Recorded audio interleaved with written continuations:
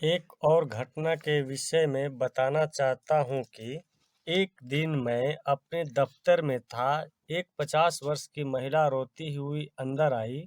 पादरी साहब, मेरा घर तो बर्बाद हो गया है, नष्ट हो गया है। रोना बंद कीजिए, मैंने कहा, और मुझे सब कुछ बताइए। मेरे अनेक पुत्र हैं और केवल एक ही पुत्री है। वह वैश्या बन गई है और मेरे पति के मित्रों के साथ तथा पुत्रों के साथ अनैतिक संबंध रखती है। होटलों में जाती है, नाच गानों के स्थानों पर जाती है।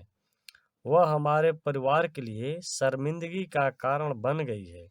मेरा पति दफ्तर भी नहीं जा पा रहा है। मेरे बेटे शर्म के कारण पागल हो रहे हैं और अब वे सभी घर छोड़कर जाने की सोच रहे हैं। मैंने सब कुछ करके देख लिया। मैंने परमेश्वर से ये भी प्रार्थना की वह उसे मार दे। पादरी साहब, अब मैं क्या करूं? कृपया रोना बंद कीजिए, मैंने उससे कहा। अब मुझे स्पष्ट रूप से दिखाई दे रहा है कि परमेश्वर आपकी प्रार्थना क्यों नहीं सुनता है। आप अयोग्य प्रकार का मानसिक चित्रण परमेश्वर के सामने रख रही थी। अपने विचारों में आप सदैव एक वेश्या का चित्र परमेश्वर के सामने रख रही थी। ठीक बात है ना? हाँ हाँ, बिल्कुल ठीक बात है, क्योंकि वह है ही वेश्या। परंतु यदि आप उसे बदला हुआ देखना चाहते हैं तो आपको दूसरे प्रकार का चित्र प्रकट करना होगा। मैंने उससे बताया, अपने विचारों को आपको बदलना होगा और एक एक चित्र का चित्रण करना होगा। परंतु उसने इस विचार का स्वीकार न करते हुए कहा, मैं ऐसा नहीं कर सकती। वह गंदी, भद्दी और अशुद्ध है। इस प्रकार का बोलना बंद कीजिए। आइए हम एक नया चित्र बनाते हैं। आइए हम अपने विचारों में एक दूसरे नए चित्तीदार वृक्ष को चित्रित करते हैं। आप यहाँ अपने घुटनों पर बैठ जाइए और मैं भी बैठता हूँ। चलिए हम कलवरी के पास चलते हैं। अपने हाथों को हम ऊपर उठाएंगे। यीशु मसीह को क्रूस पर मरता हुआ देखेंगे। उसके शरीर से रक्त बह रहा है और उसे बहुत मारा गया है। वह वहाँ क्यों लटक रहा है? आपकी बेटी के कारण। आइए हम आपकी बेटी को यीशु मसीह के पीछे रखते हैं। अपनी पुत्री को उस चितकबरे वृक्ष के पीछे देखिए। क्या आप नहीं देख सकती कि आपकी बेटी वहाँ शुद्ध हो गई है? उसे क्षमा कर दिया गया है और उसका नया जन्म होकर पवित्र आत्मा से भर गई है। यीशु के रक्त के द्वारा क्या आप यह चित्र बना सकती हैं? हाँ पादरी साहब, हाँ, उस माता ने कहा। अब मैं भिन्न रूप से देख सकती हूँ। यीशु के द्वारा, इस क्रूस के द्वारा मैं अपनी बेटी का चित्र बदल सकती हूँ। अद्भुत अद्भुत, मैंने आनंदित होकर कहा। अपनी बेटी का चित्र बनाऊंगा। उस नए चित्र को रात और दिन अपने मन में लगाकर बनाकर रखिए। तभी पवित्र आत्मा आपका उपयोग कर सकता है, क्योंकि वह दर्शन और स्वप्नों के द्वारा कार्य करता है। वही उसकी भाषा है।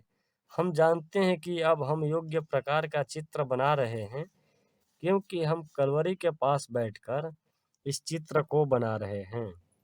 हमने फिर प्रार्थना की, हे प्रभु, अब तू इस चित्र को देख।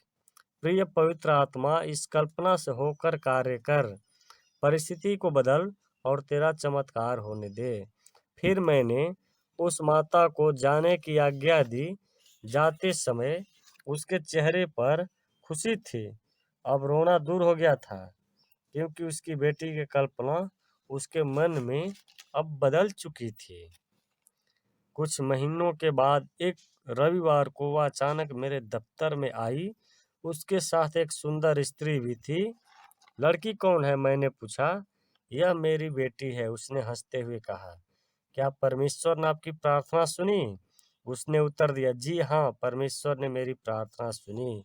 फिर उसने संपूर्ण कथा सुनाई।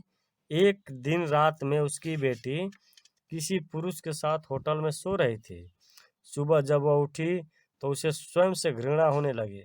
उसको हृदय में दुखी भावना का आभास हुआ और घर लौटने की तीव्र इच्छा हुई, परंतु वह अपने माता पिता और भाइयों से डरती थी। फिर भी उसने धैर्य के साथ लौटने का निर्णय लिया।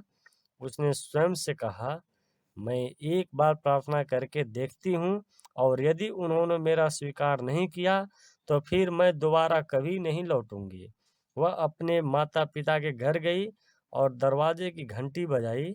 उसकी माता बाहर आई, और जब उसने अपनी बेटी को देखा तो उसका चेहरा खुशी से खिल गया, मानो कि सूर्य उसके चेहरे में से होकर निकला हो। उसने अपनी बेटी को स्वीकार किया, आ जा मेरी बेटी, आ जा। और वो अपनी बेटी से लिपट गई। अपनी माता पिता का प्रेम देखकर उस लड़की का हृदय भावना वेग से भर गया।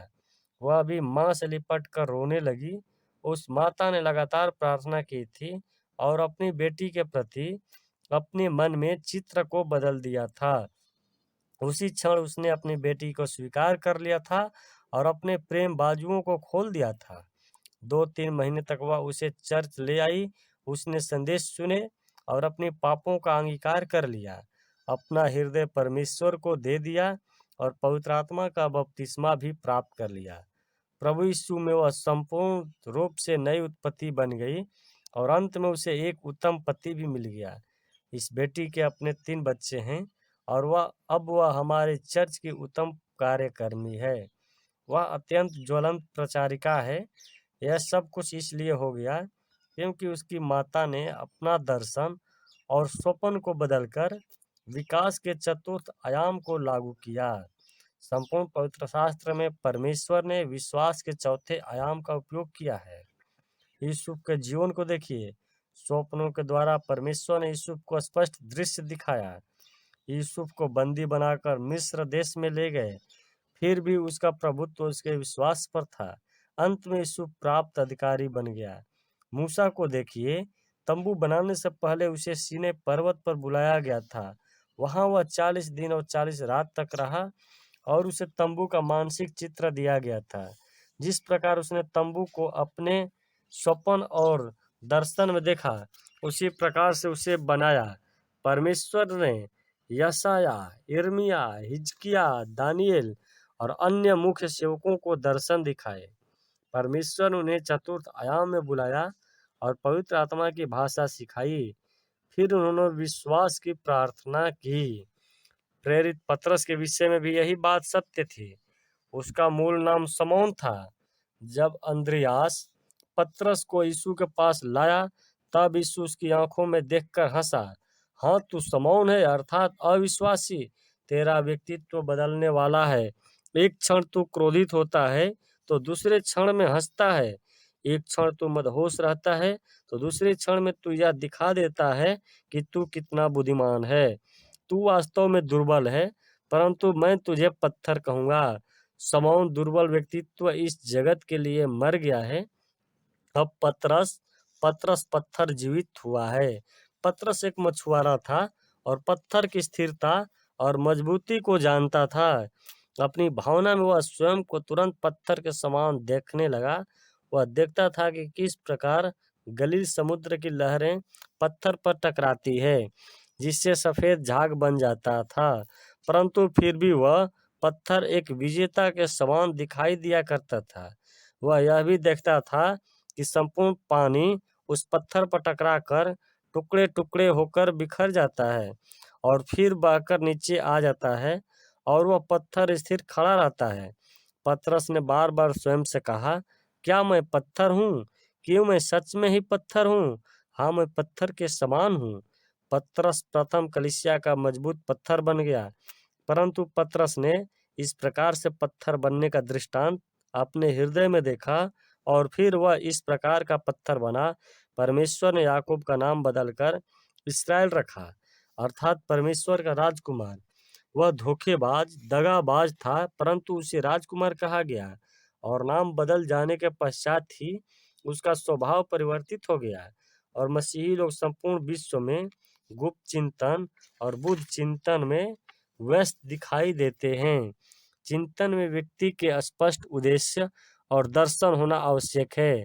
साकागाकी में वह धन्यता का चित्र बनाते हैं बार बार एक विशेष मंत्र का उच्चारण करके चतुर्थ आयाम को विकसित करने का प्रयास करते हैं। और यह लोग कुछ निर्मित करते हैं। मसीही धर्म जापान में 100 वर्ष स्थापित है, परंतु वहाँ 0.5% प्रतिशत लोग केवल मसीही है। शोकागाकी पंथ के हजारों लाखों अनुकरण है। शोकागाकी चतुर्थ आयाम के नियम का प्रयोग करके चमत्कार करते हैं, परंतु हम केवल पवित्र शास्त्र ज्ञान और विश्वास के विषय में चर्चा करते हैं। आपका कर्तव्य इन लोगों के लिए चमत्कार उपलब्ध कराना आपका कर्तव्य है।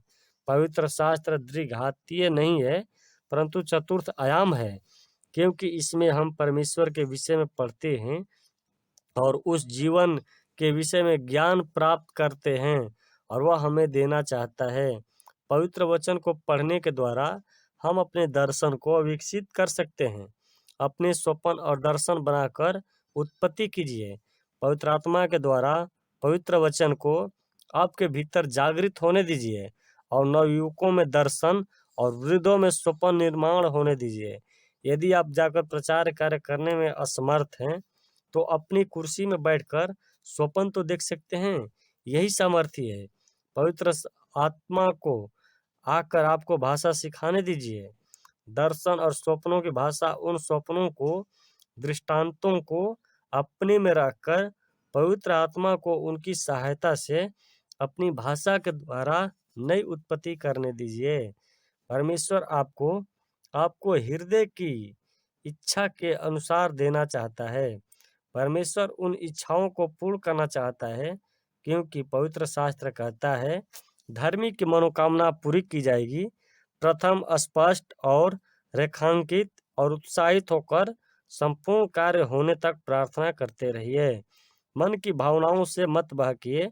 किसी भी अन्य चिंतन या योगा का स्वयं पर कोई प्रभाव न होने दीजिए। वह केवल मानवीय चतुर्थ आयाम की निर्मित करते हैं। वह योग्य और अच्छे नहीं, परंतु दुष्टता के चतुर्थ आयाम का प्रेरित करते हैं। हमें मिस्री जादूगरों से बढ़कर कुछ करने की आवश्यकता है। इस विश्व के मिस्र में अनेक प्रकार के जादूगर हैं, परंतु हम अपने सभी स्वप्न और दर्शनों का उपयोग अपने प्रभु के लिए ही करेंगे। आइए हम मूसा बन जाएंगे और अद्भुत चमत्कार कर दिखाएंगे। हमारे चर्च में चमत्कार अपेक्षित और साधारण बात है, तो अनुभव के रूप में यह कह सकता हूँ कि मानव कोई अन्य प्राणी के समान नहीं है। आप साधारण उत्पत्ति नहीं है। आपके हृदय में चतुर्थ आयाम है और यह चतुर्थ आयाम अन्य 3 भौतिक आयामों पर प्रभुत्व करता है। धन्य क्यूबियल विश्व सतह का विश्व और रेखा का विश्व चतुर्थ आयाम के विश्वास से विश्व पर प्रभुत्व करने के द्वारा आप अपनी परिस्थिति और वातावरण को आज्ञा दे सकते हैं। जो कुरूप है उसे सुंदरता प्रदान कर सकते हैं और दुखी पीड़ितों को स्वास्थ्य प्रदान कर सकते हैं।